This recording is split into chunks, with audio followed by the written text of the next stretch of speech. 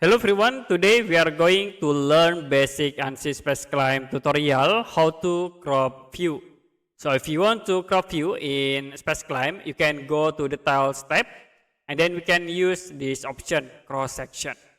But first we need to move these objects into sheet. You can click File, New, and then Drawing Sheet.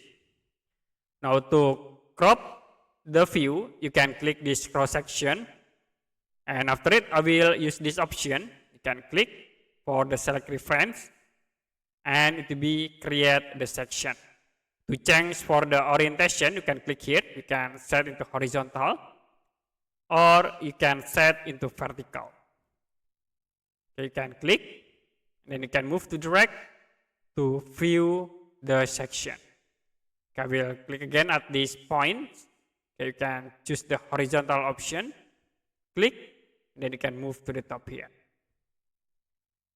Okay, that's it for basic Ansys Spaceclaim tutorial, how to crop view. If you have any question about tutorial, you can comment below this video.